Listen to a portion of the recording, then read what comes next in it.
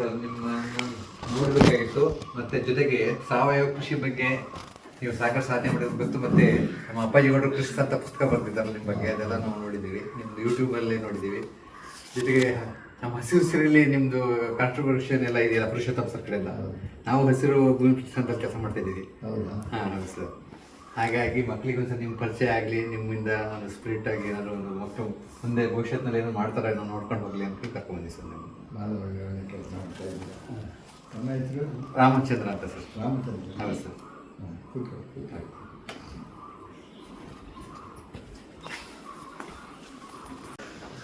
ಗಟ್ಟಿಯಾಗಿ ಮಾತಾಡಿ, ನಾನು ಗಟ್ಟಿಯಾಗಿ ಮಾತಾಡಲಿಕ್ಕೆ ಪ್ರಯತ್ನ ಪಡ್ತೀನಿ.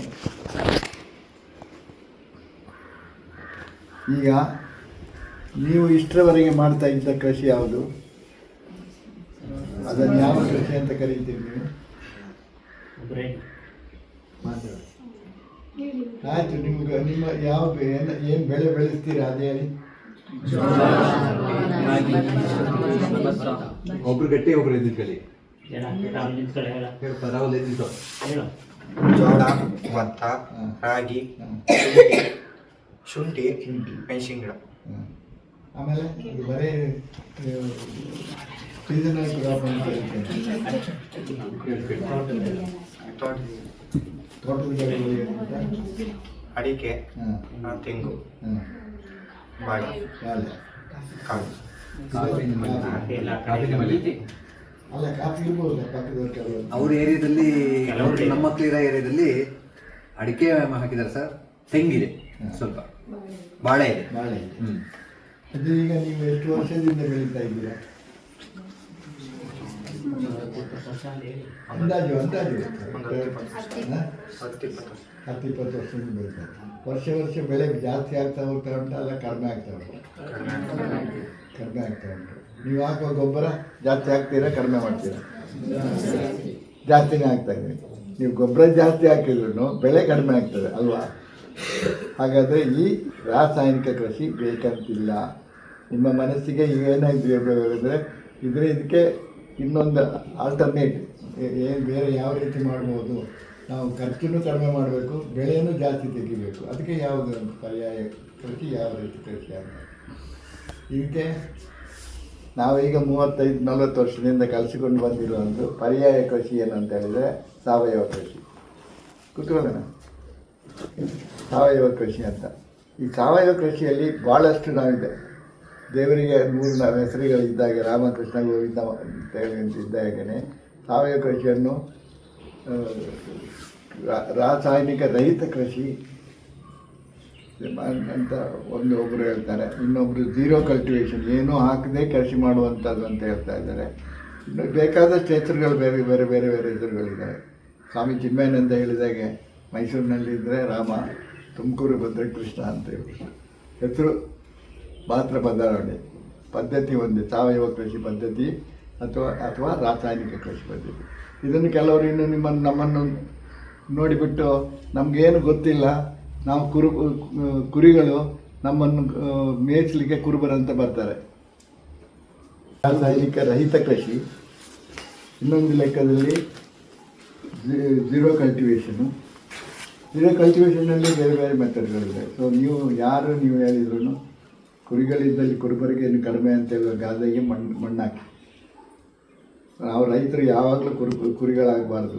ಹಾಗಾದರೆ ನಿಮಗೆ ಮುಖ್ಯವಾಗಿ ಸಾವಯವ ಕೃಷಿ ಅಂದರೆ ಏನು, ಅದರಲ್ಲಿ ಏನು ಲಾಭಗಳು ಇದ್ದಾವೆ ಅಂತ ಹೇಳುವ ವಿಚಾರಗಳನ್ನು ತಿಳ್ಕೊಳ್ಳೋಕ್ಕೆ ಟೈಮ್ ಎಷ್ಟು ಕೊಡ್ತೀರಿ ಮೇಡಮ್? ಸರ್,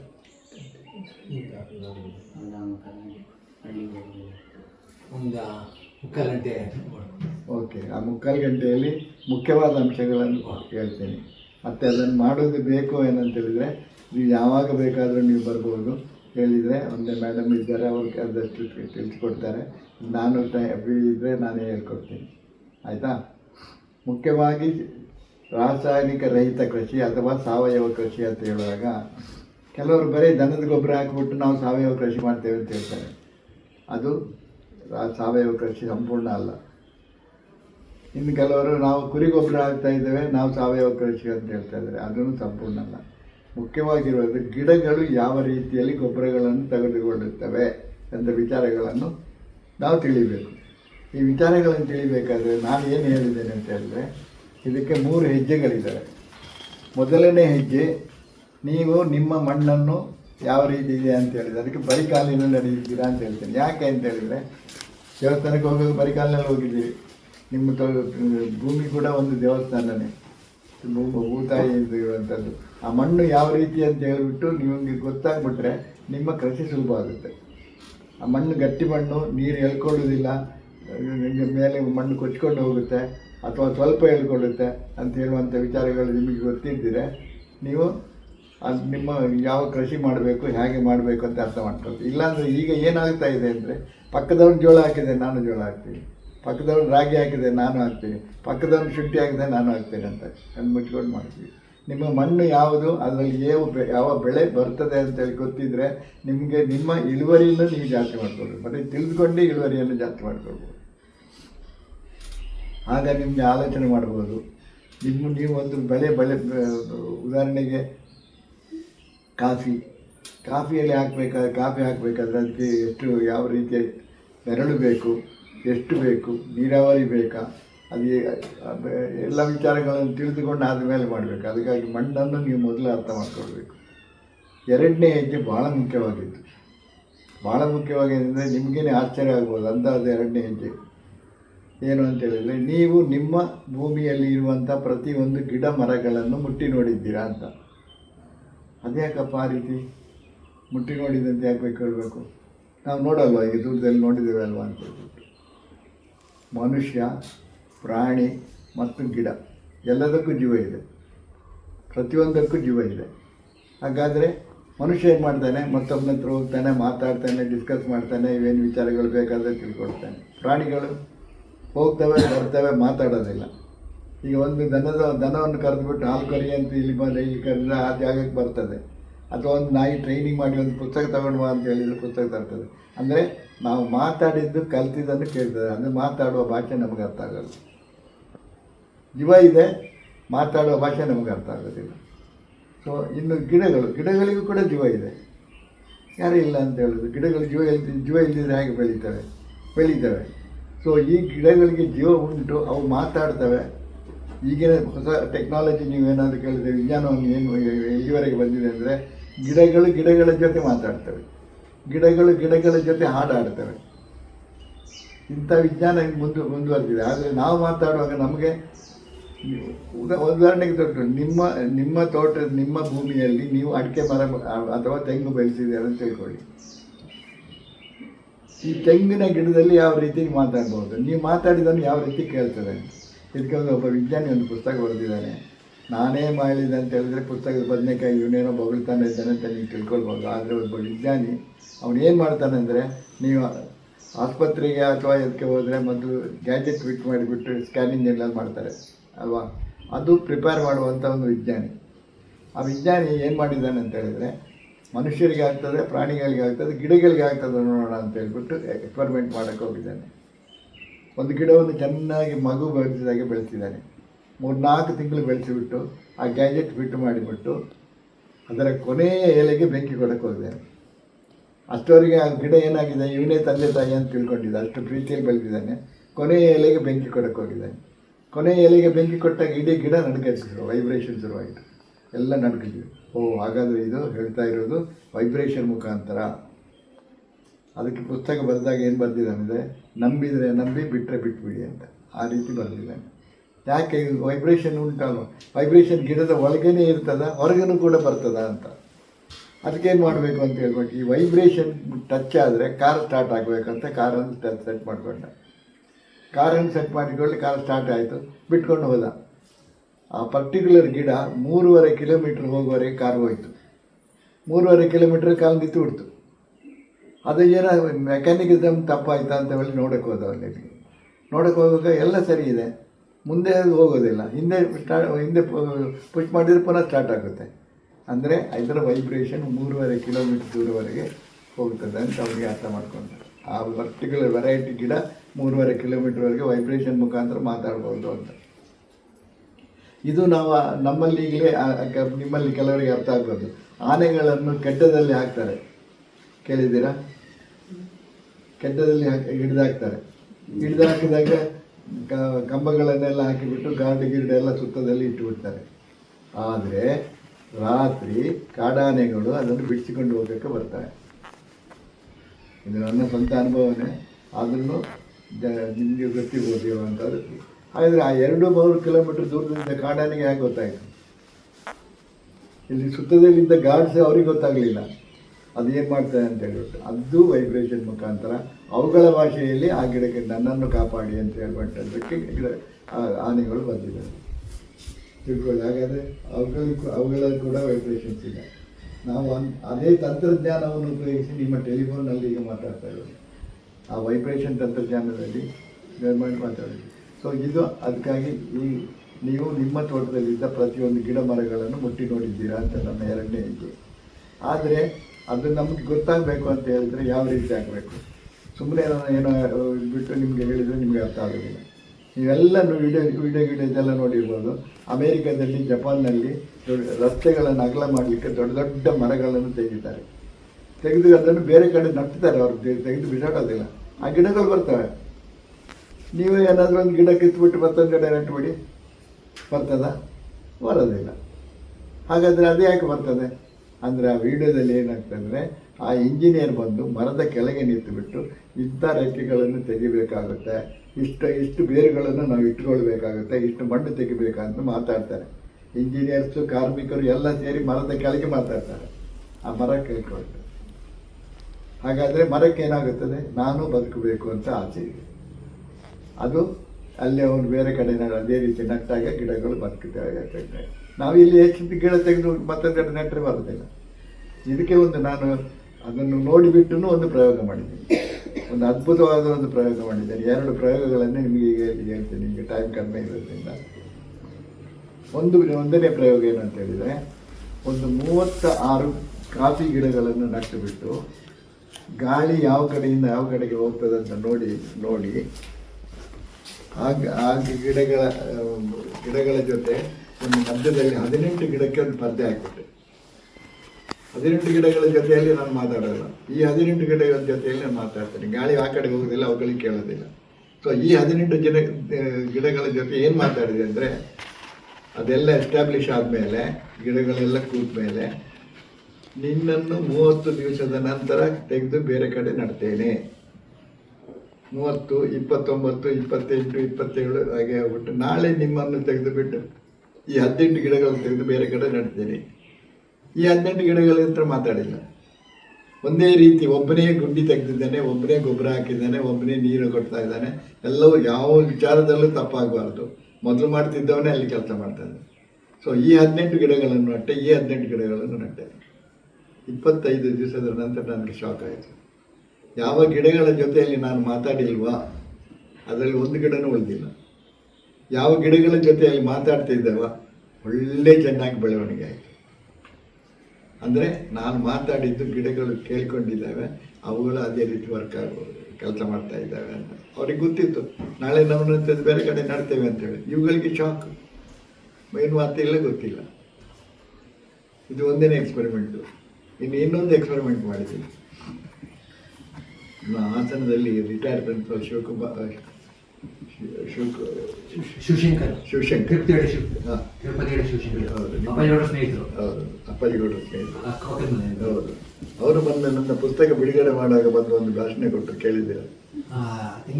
ತೆಂಗಿನ ಮರ ವಿಚಾರ ಏನು ಅಂತ ಹೇಳಿದರೆ, ಇದೊಂದು ಎಕ್ಸ್ಪೆರಿಮೆಂಟ್ ಬೇರೆ ಕಡೆ ಮಾಡಿದ್ದೇನೆ. ಮತ್ತೆ ಅವರು ಕೇಳಿದ್ದು, ಶಿವಶಂಕರಪ್ಪ ಯಾಕೆ ಹೇಳಿದೆ ಅಂದರೆ, ಪರಿಚಯ ಗೊತ್ತಿದ್ದವರು ಅವರು ಬಂದುಬಿಟ್ಟು ನಮ್ಮಲ್ಲಿ ಬಂದುಬಿಟ್ಟು ಸಾವಯವ ಗೊಬ್ಬರ ಅವ್ರು ಮಾಡೋರ ಹತ್ರ ಮಾತಾಡೋದಿಲ್ಲ, ಅವ್ರು ನಾನು ಸಾವಯವ ಗೊಬ್ಬರ ಹಾಕೋದಿಲ್ಲ ಅಂತ. ಯಾಕೆಂದರೆ 90-95% ಸಾವಯವ ಗೊಬ್ಬರ ಮಾಡೋರು ಮೋಸ ಮಾಡ್ತಾರೆ. ಸರಿಯಾಗಿ ಗೊಬ್ಬರ ಮಾಡೋದು ಹೇಗೆ ಅಂತ ಗೊತ್ತಿರೋದಿಲ್ಲ, ಮೋಸ ಮಾಡ್ತಾರೆ. ಸೊ ಅವ್ರು ಮೋಸ ಹೋಗಿದ್ದಾರೆ. ಅವ್ರು ನಾನು ಸಾವಯವ ಗೊಬ್ಬರ ಹಾಕೋದಿಲ್ಲ, ಸಾವಯವ ನನಗೆ ಬೇಡ, ನಾನು ನೋಡೋದಿಲ್ಲ ಅವ್ರ ಹತ್ರ ಅಂತ. ನಿಮ್ಮ ಅಪ್ಪಾಜಿಗೌಡರು, ಪುರುಷೋತ್ತಮ್ ಸಾರು ಮತ್ತು ಇನ್ನು 3-4 ಜನ ಇಲ್ಲಿ ಅವ್ರನ್ನ ಕರ್ಕೊಂಡು ಬಂದರು, ವೆಂಕಟೇಶ್ ಮೂರ್ತಿ, ಇವರೆಲ್ಲ ಇಲ್ಲಿ ಕರ್ಕೊಂಡು ಬಂದು ಏನು ಹೇಳಿದರು, ನೀವು ಹೆಗ್ಡೆಯವ್ರ ಹತ್ರ ನೀವು ಮಾತಾಡಿ, ನೀವು ಗೊಬ್ಬರ ಹಾಕೋದು ಬೇಡ ಅಂತೇಳಿ. ನಾನು ಅವ್ರಿಗೆ ಇಷ್ಟೇ ಹೇಳಿದ್ದೆ, ನೀವು ಗೊಬ್ಬರ ಹಾಕಬೇಡಿ, ಸಾವಯವ ಗೊಬ್ಬರ ಯಾರು ಕೊಡ್ತಾರೆ ಏನು ಕೊಡ್ತಾರೆ ಅಂತ ನನಗೂ ಗೊತ್ತಾಗಲ್ಲ, ನನ್ನ ಹತ್ರ ನಾನು ಕೊಟ್ಟು ನೀವು ಬೇಡ ಅಂತ ಹೇಳ್ತೇನೆ, ನಾನು ಕೊಡೋದೇ ಇಲ್ಲ. ನೀವು ಒಂದೇ ಕೆಲಸ ಮಾಡಿ, ಏನು ಗಿಡವನ್ನು ಅಪ್ಪಿ ಹಿಡಿದುಬಿಟ್ಟು ಮುಂದಿನ ವರ್ಷ ಕಾಯಿ ಕೊಡ್ತಿದ್ರೆ ಕರೆದು ಬಿಸಾಡ್ತೀನಿ ಅಂತ ಹೆದರಿಸಿ ಬಿಡು ಅಂತ. ಒಂದು 4-5 ತಿಂಗಳು ನೀವು ಖರ್ಚು ಮಾಡಿ ಬರ್ತದೆ ನೋಡಿ ಅಂತ. ಅದು ಮತ್ತೆ ನನ್ನ ಹತ್ರ ಬಂದಿಲ್ಲ. ಪುಸ್ತಕ ಬಿಡುಗಡೆ ಅವರೇ ಈಗ ಬಂದುಬಿಟ್ಟು ಸ್ಟೇಜಿಗೆ ಬಂದುಬಿಟ್ಟು ಹೇಳಿದರು, ಹೀಗೆ ಮಾಡಿದ್ದೇನೆ, ನನ್ನ ಮರಗಳೆಲ್ಲ ಕಾಯಿ ಕೊಡ್ತಾ ಇದ್ದಾವೆ ಅಂತ. ಇದನ್ನೊಂದು ಬೇರೆ ಕಡೆ ಮಾಡಿದ್ದೇನೆ ನಾನು. ಒಂದು 125 ಎಕರೆ ತೋಟ, ತೆಂಗಿನ ತೋಟ ಸುಳ್ಯದಲ್ಲಿ. ಅವರಿಗೆ ಒಂದು 60 ಎಕರೆ ಒಂದು ಸೈಡ್ ಇತ್ತು, ಇನ್ನೊಂದು 60-80 ಎಕರೆ ಇನ್ನೊಂದು ಸೈಡ್ ಇತ್ತು. ಒಂದೇ ಗ್ಯಾಂಗ್ ವರ್ಕ್ ಮಾಡೋದು, ಇಲ್ಲಿನೂ ವರ್ಕ್ ಮಾಡೋದು, ಅಲ್ಲಿನೂ ವರ್ಕ್ ಮಾಡೋದು. ಆಯಿತಾ, ನೀರು ಗೊಬ್ಬರ ಹಾಕೋದು ಎಲ್ಲ ಒಂದೇ ರೀತಿ. ನಾನು ಸುಳ್ಯಕ್ಕೆ ಭಾಳಷ್ಟು ಹೋಗ್ತಾ ಇದ್ದೆ, ಅಡಿಕೆ ಬೆಳೆಗಾರರು, ಯಾಕಂದರೆ ಎಲ್ಲ ಬುದ್ಧಿವಂತರು ಅವರು. ಅವ್ರ ಹತ್ರ ಇದ್ದ 10 ಎಕರೆ 20 ಎಕರೆ ಇದ್ದರೆ ಅವರೇ ಸ್ವಂತ ಕೆಲಸ ಮಾಡುವಂಥವ್ರು. ಅವ್ರು ಏನು ಹೇಳಿದ್ರು ಪ್ರತಿಯೊಂದನ್ನು ವಿಚಾರ ಮಾಡಿ ಅದು ಸರಿನಾ ತಪ್ಪ ಅಂತ ಕೇಳಿಬಿಟ್ಟು ಮಾಡುವಂಥವ್ರು. ಅಂಥವ್ರ ಹತ್ರ ನಾನು ಮೊದಲು ಹೋಗಿ ನನ್ನ ಪ್ರಯೋಗಗಳನ್ನು ಅಂತಲ್ಲಿ ಮಾಡಿದೆ. ಯಾಕೆಂದರೆ ಅವು ಏನು ನಾನು ಮಾಡಿದ್ದು ತಪ್ಪಾದರೆ ಮೊದಲೇ ಕಲ್ಲು ಬಿಸಾಡಿ ಬರುತ್ತೆ ನನ್ನ ತಲೆ ಮೇಲೆ ಅಂತ ಹೇಳ್ಬಿಟ್ಟು ಧೈರ್ಯದಿಂದ ಅಲ್ಲಿ ಮಾಡ್ತಾಯಿದ್ದೆ. ಅಲ್ಲಿ ಮಾತಾಡ್ತಾ ಇದ್ದಾಗ ಒಂದು ತೆಂಗಿನ ತೋಟದವ್ರಿಗೆ ಹೋಗಿಲ್ಲ, ಅಡಿಕೆ ತೋಟದವರಿಗೆ ಜಾಸ್ತಿ ಹೋಗಿದ್ದೆ. ಭಾಳಷ್ಟು ಅಡಿಕೆ ತೋಟಗಾರರ ಮನೆಯಲ್ಲಿ ಊಟ ಗೀಟ ಮಾಡಿಕೊಂಡು ಮತ್ತೆ ಬಂದಿದ್ದೆ. ಬೆಳಿಗ್ಗೆ 5 ಗಂಟೆಗೆ ಇಲ್ಲಿಂದ ಹೊರಟ್ರೆ ರಾತ್ರಿ 11 ಗಂಟೆ ಆಗುತ್ತೆ ಬರ್ತಿದ್ದ ಪುನಃ. ಈ ನನ್ನ ಈ ಅವಸ್ಥೆ ನೋಡಿಬಿಟ್ಟು ಡ್ರೈವರ್ 1 ತಿಂಗಳಲ್ಲಿ ಓಡಿಬಿಟ್ಟು ಇವರು ಸಾಹಸಗಳು ಅಂತ. ಅಲ್ಲಿ ಹೋದಾಗ ಅವರು ತೆಂಗಿನ ತೋಟದವರು ಫೋನ್ ಮಾಡಿದ್ರು, ಹೆಗ್ಡೇರಿ ಅವರೆಲ್ಲಿ ಹೋಗಿದ್ರು, ನಮ್ಮಲ್ಲಿ ಯಾಕೆ ಬಂದಿಲ್ಲ? ಸರ್ ನೀವೆಲ್ಲ ಚೆನ್ನಾಗಿ ತೋಟ ನೋಡ್ತಾ ಇದ್ದಾರಲ್ವ, ಬರಲಿಲ್ಲ ಅಲ್ಲ, ನೀವು ಬರಬೇಕು. ಆಯಿತು ಅಂತ ಹೋಗಿ ಅವರೆಲ್ಲ ತೋಟವನ್ನು ಸುಳ್ಳು ಸುತ್ತಾಡಿಕೊಂಡು ಎಲ್ಲ ಬಂದೆ. ಹಾಕುವ ಗೊಬ್ಬರದಲ್ಲಿ ಸ್ವಲ್ಪ ವ್ಯತ್ಯಾಸ ಇತ್ತು, ಇದು ಆದರೆ ಅವರಿಗೆ ಒಂದು ಹೇಳಿದೆ, ನಿಮ್ಮ ಮನೆಯಲ್ಲಿ ಅಂತ, ಆಫೀಸು ಮನೆಯಲ್ಲಿ ಈಗ ಯಾವುದು ಕಾಯಿ ಸ್ವಲ್ಪ ಜಾಸ್ತಿ ಕೊಡ್ತಾ ಅದರಲ್ಲಿ ಮನೆಯಲ್ಲಿ ನೀವೇನು ಮಾಡ್ತೀನಿ ಅಂತ, ಸಾಯಂಕಾಲ ಹೊತ್ತು ಬೇಜಾರಾದರೆ ಸುತ್ತಾಡ್ಕೊಂಡು ಬರ್ತೀನಿ ಅಂತ ಹೇಳಿದ್ರು. ಅಲ್ಲಿಗೆ ಹೋಗುವಾಗ ಟೈಮ್ ಸಿಕ್ಕುವುದಿಲ್ಲ, 10-15 ದಿವಸಕ್ಕೊಂದು ಸಲ ಹೋಗೋದು. ಇದೇ ಕೆಲಸದವರಲ್ಲ, ಅವರೇ ಒಳ್ಳೆ ಕೆಲಸದವರು, ಒಳ್ಳೆ ಕೆಲಸ ಮಾಡ್ತಾರಂತ ಹೋಗಲಿಲ್ಲ. ಹಾಗಾದರೆ ಒಂದು ಕೆಲಸ ಮಾಡಿ ಅಂತ ಈ ಜನರನ್ನು ಅಲ್ಲಿ ಹೋಗುವಾಗ ಮರ ಹಪ್ಪಿ ಇದ್ದುಬಿಟ್ಟು ಕಾಯಿ ಕೊಡೋದಿಲ್ಲ, ಕರೆದಾಕಿ ಬಿಸಾಡ್ತೀನಿ ಮುಂದಿನ ವರ್ಷಕ್ಕೆ ಅಂತ ಹೇಳ್ಬಿಟ್ಟು ನಾನು ಒಂದು 5-6 ತಿಂಗಳ ನಂತರ ಬರ್ತೀನಿ, ಗೊತ್ತಾಗುತ್ತೆ. 3 ತಿಂಗಳ ನಂತರ ಫೋನ್ ಮಾಡಿದ್ರು, ಹೆಗ್ಡೇರಿ ಹೊಂಬಾಳೆ ಜಾಸ್ತಿ ಬರ್ತಾ ಇದ್ದೀವಿ ಅಂತ. ಅಂದರೆ ನಾನೂ ಬದುಕಬೇಕಂತ ಆಸೆ ಗಿಡಗಳಿಗಿದೆ. ಐ ವಾಂಟ್ ಟು ಸರ್ವ್ ಆಯಿತಾ, ನಾನು ಬದುಕಬೇಕು, ನಾನು ಬರಬೇಕು ಅಂತ ಹೇಳಿದ್ರೆ ಬರಬೇಕು ಅಂತ. ಸೊ ಹೆದರಿಸಿದ್ದು ಕೇಳ್ತದೆ ಗಿಡ, ಪ್ರೀತಿ ಮಾಡಿದ್ದು ಕೇಳ್ತದೆ. ಹಾಗಾಗಿ ನಾವು ಹೇಳಿದಂಥ ಮಾತುಗಳನ್ನು ಗಿಡಗಳು ಕೇಳ್ತೇವೆ ಅಂತ ಹೇಳುವಂಥದ್ದು. ನಿಮ್ಮ ತೋಟದಲ್ಲಿ ನಿಮ್ಮ ಮನೆಯ ಸುತ್ತ ಒಂದು ಹೂವಿನ ಗಿಡ ನಿಮಗೆ ಭಾಳ ಚೆನ್ನಾಗಿ ಖುಷಿಯಾಗಿ ಉಂಟು, ಅದು ಚೆನ್ನಾಗಿ ಬೆಳಿಬೇಕಂತ ನೀವು ದಿವಸ ಹೋಗಿ ಸ್ವಲ್ಪ ನೀರು ಹಾಕ್ಕೊಂಡು ಮಾಡಿ ಆ ಗಿಡ ಹೇಗೆ ಬರ್ತದೆ ಅಂತ ನಿಮ್ಗೆ ನೋಡ್ತಾರೆ. ಈ ಪ್ರಯೋಗಗಳನ್ನು ಮಾಡಿಬಿಟ್ಟು ನಾನು ಭಾಳಷ್ಟು ಕೆಲವು ಬೇರೆ ಪ್ರಯೋಗಗಳನ್ನು ಕೂಡ ಮಾಡಿದ್ದೇನೆ. ಇನ್ನು 3ನೇ ಹೆಜ್ಜೆ ಇದರಲ್ಲಿ ಏನಂತ ಅದು ಹೇಳಿಸ್ಬಿಟ್ಟು ಬೇರೆ ಇದಕ್ಕೆ ಬರ್ತೇನೆ ನಾನು. 3ನೇ ಹೆಜ್ಜೆ ಅಂತ ಹೇಳಿದರೆ, ನೀವು ಏನೇ ಕೆಲಸ ಮಾಡಬೇಕಾದರೂ ಮೊದಲು ಪ್ಲ್ಯಾನಿಂಗ್. ನಾನು 8ನೇ ಕ್ಲಾಸಿಂದ 9ನೇ ಕ್ಲಾಸ್ ಹೋಗಬೇಕಾದ್ರೆ ಸಬ್ಜೆಕ್ಟ್ಸ್ ಏನು ಅಂತ ಹೇಳ್ಬಿಟ್ಟು ಓದಿಬಿಟ್ಟು ಅದನ್ನು ಹೇಗೆ ಓದಬೇಕು, ಎಷ್ಟು ಓದಬೇಕು ಅಂತ ನೀವು ಆಲೋಚನೆ ಮಾಡಿದವನಿಗೆ ಕ್ಲಾಸ್ ಬರೋದು. ಅದನ್ನು ಮಾಡಿ ಪ್ಲ್ಯಾನಿಂಗ್ ಮಾಡಿಬಿಟ್ಟು ಅದನ್ನು ಫಾಲೋ ಅಪ್ ಅದು ನಾನು ಈ ರೀತಿ ಮಾಡ್ತೇನೆ ಅಂತ ಬರೆದಿಟ್ಕೊಳ್ಬೇಕು. ಆ ಬರೆದಿಟ್ಟುಕೊಂಡ್ರೆ ಗೊತ್ತಾಗುತ್ತೆ ನಿಮ್ಗೆ ಏನು ಮಾಡಬೇಕು ಅಂತ. ತಪ್ಪಾಗಿದ್ದು ಗೊತ್ತಾಗ್ಬಿಡುತ್ತೆ. ಅದರ 3ನೇ ಹೆಜ್ಜೆ 3ನೇ ಪಾದ ಏನು ಅಂತ ಹೇಳಿದ್ರೆ ಎಕನಾಮಿಕ್ಸ್. ನಾನು ಇಷ್ಟೆಲ್ಲ ಓದ್ತೀನಿ, ಇಷ್ಟೆಲ್ಲ ಕಲಿತೀನಿ, ನಮಗೆ ನನ್ನ ಭವಿಷ್ಯ ಏನು, ನಾವು ಏನು ಗುರಿ ಏನು ಅನ್ನೋಂಥ. ಇದು ಯಾಕೆ ಹೇಳ್ತೇನೆ ಅಂದರೆ ರೈತರಲ್ಲಿ ಭಾಳ ಸುಲಭದಲ್ಲಿ ಇದು ಅರ್ಥ ಆಗೋದಿಲ್ಲ. ಯಾಕಂತ ಹೇಳಿದ್ರೆ ಮನೆಯಲ್ಲೇ ಅಕ್ಕಿ ಇಲ್ಲ ಅನ್ನ ಮಾಡೋಕ್ಕೆ, ಸ್ವಲ್ಪ ಅಕ್ಕಿ ತಂದುಬಿಡಿ ಅಂತ ಪೇಟೆಗೆ ನೆಟ್ಟಿಗೆ ಹೋಗ್ಬಿಡ್ತಾರೆ. ಕಿಸೆಯಲ್ಲಿ ದುಡ್ಡು ಉಂಟಾ ಇಲ್ವ ಅಂತ ನೋಡೋದಿಲ್ಲ. ಅಲ್ಲಿ ಹೋದ್ಮೇಲೆ ಗೊತ್ತಾಗುತ್ತೆ ದುಡ್ಡು ಇಲ್ಲ ಅಂತ ವಾಪಸ್ ಬರ್ತಾರೆ, ಇಲ್ಲಾಂದರೆ ಸಾಲ ತಗೊಂಡು ಬರ್ತಾರೆ. ಸೊ ನಿಮ್ಮ ಓದುವಾಗ ನೀವು ಇದೇ ಕ್ಲಾಸ್ನಲ್ಲಿ ಓದಿ ಇಂಥ ಜಾಗಕ್ಕೆ ಹೋಗಿದ್ರೆ ನಾನು SSLC ಪಾಸ್ ಆಗಬೇಕು, ನಾನು ಡಾಕ್ಟರ್ ಆಗಬೇಕಾ, ಇಂಜಿನಿಯರ್ ಆಗಬೇಕಾ, ಲಾಯರ್ ಆಗಬೇಕಾ, ಅಥವಾ ನಾನು ಕೃಷಿಗೆ ವಾಪಸ್ ಬರಬೇಕಾ, ಕೃಷಿಗೆ ಹೋಗ್ಬೇಕಾದ್ರೆ ಏನು ಕಲ್ತ್ಕೊಳ್ಬೇಕು, ಇದೆಲ್ಲವನ್ನು ನೀವು ಟಾರ್ಗೆಟಾಗಿ ಇಟ್ಕೊಂಡ್ರೆ ನಿಮ್ಗೆ ಬರಲಿಕ್ಕೆ ಸುಲಭ ಆಗುತ್ತೆ. ಯಾವುದೂ ಇಲ್ಲ, ಎಲ್ಲರೂ ಕಲಿತಾರೆ, ಎಲ್ಲರೂ ಸ್ಕೂಲಿಗೆ ಹೋಗ್ತಾರೆ ಅಂತ ಹೋಗ್ಬಿಟ್ರೆ ನಿಮಗೆ ರ್ಯಾಂಕ್ ಬರೋದು ಆಗೋದಿಲ್ಲ. ಆ ರ್ಯಾಂಕ್ ಬರಬೇಕು ಅಂತ ಈ ಫಾಲೋಅಪ್ಗಳನ್ನು ಮಾಡ್ಕೊಳ್ಳಿ. ನಿಮಗೆ ಕ್ಲಾಸ್ನಲ್ಲಿ ಕಲಿಯೋದಕ್ಕೂ ಕಚೇರಿ ಮಾಡೋದಕ್ಕೂ ಎಲ್ಲದಕ್ಕೂ ಈ ಮುಖ್ಯವಾದ 3 ಹೆಜ್ಜೆಗಳು ಬೇಕು. ಇದನ್ನು ನೀವು ಮಾಡಿಕೊಂಡ್ರೆ 100% ಸಕ್ಸಸ್ ಆಗ್ತೀವಿ.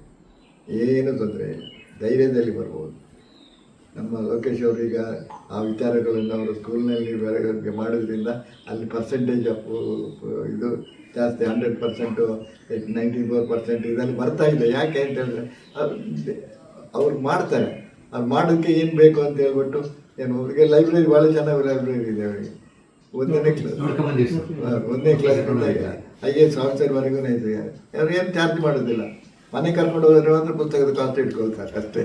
ಯಾಕೆಂದರೆ ಪುಸ್ತಕ ವಾಪಸ್ ಬರಬೇಕು ಅಂತೇಳಿ. ಇದೆಲ್ಲ ಫೆಸಿಲಿಟೀಸ್ ನಿಮಗೆ ಬರಬೇಕು, ಇದು ಮಾಡಬೇಕು ಅಂತ ಹೇಳಿದರೆ ಇದೆ. ಅಷ್ಟರಲ್ಲಿ ನಾನು ಒಪನಯ ಥಿಯೇಟರ್ಗೆ ಇನ್ನೂ ಸ್ವಲ್ಪ ಕೊಡ್ಲಿಕ್ಕೆ ಉಂಟು, ಇನ್ನೂ ಇಂಪ್ರೂವ್ ಮಾಡಲಿಕ್ಕೆ ಉಂಟು. ಯಾಕೆ ಅಂತ ಹೇಳಿದರೆ ಅಲ್ಲಿನೂ ಬಂದುಬಿಟ್ಟು ಕಲ್ತ್ಕೊಂಡು ಹೋಗಲಿ. ಯೋಗ ಕ್ಲಾಸ್ ಮಾಡಿದಾರಂತೆ. ಹೌದು, ಅದು ಭಾಳ ಒಳ್ಳೆಯದು. Brain tickling ಇದಾರಂತೆ. ಸೊ ಈ ರೀತಿ ನೀವು ಮಾಡ್ಕೊಳ್ಬೋದು ಸಾವಯವದಲ್ಲಿ. ಇನ್ನು ನೀವು ಮುಂದುವರಿಸಬೇಕು ಅಂದರೆ ನಿಮ್ಮಲ್ಲಿ ಪ್ರಶ್ನೆಗಳು ಬರಬೇಕು. ನೀವು ಪ್ರಶ್ನೆ ಕೇಳಿದ್ರೆ ನಾನು ಉತ್ತರ ಕೊಡ್ತೇನೆ. ಈಗ ರಾಸಾಯನಿಕ ಗೊಬ್ಬರ ಬಳಸಿದ ಹಾಗೆ ಮನೆಯಲ್ಲೇ ಗೊಬ್ಬರ ತಯಾರು ಮಾಡ್ಕೊಳ್ಳೋವಂಥದ್ದು ಸುಲಭವಾದ ವಿಧಾನ ಅವರಿಗೆ, ಮತ್ತು ಅದು ಶಾಶ್ವತ ಬಳಸೋದ್ರಿಂದ ಅದು ಆಗ ಉಪಯೋಗ. ಅದೊಂಚೂರು ಹೇಳ್ಕೊಡಿ. ಅದು ಹೇಳ್ಕೊಡ್ತೇನೆ. ಗೊಬ್ಬರ ಗಿಡಗಳು ತಗೊಳ್ಬೇಕಾದ್ರೆ ಒಂದು ರೂಲ್ ಇದೆ. CN ರೇಷಿಯೋ ಅಂತ, ಕಾರ್ಬನ್ ನೈಟ್ರೋಜನ್ ರೇಷಿಯೋ ಅಂತ.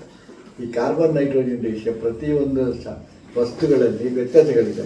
ಉದಾಹರಣೆಗೆ ನಿಮಗೆ ಕೆಲವು ಗೊತ್ತಿದ್ದಲ್ಲಿ ಕೇಳ್ತೇನೆ. ಆಡು ಕುರಿಗಳ ಗೊಬ್ಬರದಲ್ಲಿ ಕಾರ್ಬನ್ ನೈಟ್ರೋಜನ್ ರೇಷಿಯೋ 40ಕ್ಕೆ 1 ನೈಟ್ರೋಜನ್, 40 ಕಾರ್ಬನ್ಗೆ 1 ನೈಟ್ರೋಜನ್. ದನದ ಗೊಬ್ಬರದಲ್ಲಿ 65 ಕಾರ್ಬನ್ಗೆ 1 ನೈಟ್ರೋಜನ್. ಕೋಳಿ ಗೊಬ್ಬರದಲ್ಲಿ 95 ಕಾರ್ಬನ್ಗೆ 1 ನೈಟ್ರೋಜನ್. ತೆಂಗಿನ ನಾರಿನ ಪುಡಿಯಲ್ಲಿ 122 ಕಾರ್ಬನ್ಗೆ 1 ನೈಟ್ರೋಜನ್. ಈ ಎಲ್ಲ ಕಾರ್ಬನ್ಗಳು ಹಿಡಿದು 20 ಕಾರ್ಬನ್ಗೆ 1 ನೈಟ್ರೋಜನ್ ಬಂದರೆ ಗಿಡಗಳು ತಗೊಳ್ತವೆ. ಸರಿಯಾಗಿ ತಿಳ್ಕೊಳ್ಳಿ, ಇದು ಭಾಳ ಮುಖ್ಯವಾಗಿರೋದು. 20 ಕಾರ್ಬನ್ಗೆ 1 ನೈಟ್ರೋಜನ್, 20:1 ಬಂದರೆ ಗಿಡಗಳು ತಗೊಳ್ತವೆ. ಅಲ್ಲಿವರೆಗೆ ಗಿಡಗಳು ತಗೊಳ್ಳಲ್ಲ. ಏನು ನೀವು ಹಾಕಿದ್ರು ದನದ ಗೊಬ್ಬರ ಹಾಕಿ 3 ವರ್ಷ ಬೇಕು ಅದು ಕರಗಿ ಬರಬೇಕಾದ್ರೆ, ಗಿಡಗಳಿಗೆ ಸಿಗಬೇಕಾದ್ರೆ 3 ವರ್ಷ. 65 ಇಳಿದುಬಿಟ್ಟು 21ಕ್ಕೆ ಬರಬೇಕಾದ್ರೆ 21 ಬಂದ ನಂತರ ಗಿಡಗಳು ತಗೊಳ್ಳಿಕ್ಕೆ ಶುರು ಮಾಡ್ತವೆ.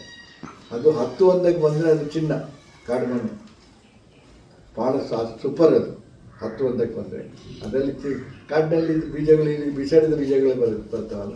ಉದಾಹರಣೆಗೆ ಒಂದು ಮರ ಸಿಲ್ವರ್, ಬಯಲಿಗೆ ಗೊತ್ತಿದೆ ಸಿಲ್ವರ್ ಮರಗಳು, ನೀವು ನಟ್ಟು ಬಿಡಿ.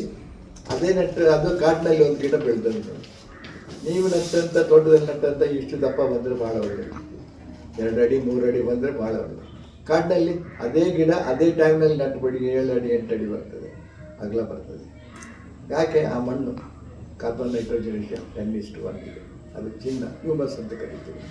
ಆ ಮಟ್ಟಕ್ಕೆ ನೀವು ಗೊಬ್ಬರವನ್ನು ತಯಾರು ಮಾಡಿದರೆ ನಿಮ್ಮ ಇಳುವರಿ ಮತ್ತು ಫಸಲು ಭಾಳ ಚೆನ್ನಾಗಿ ಬರ್ತದೆ. ಹಾಗಾದರೆ ಇದನ್ನು ಹೇಗೆ ಮಾಡೋದು ಅಂತ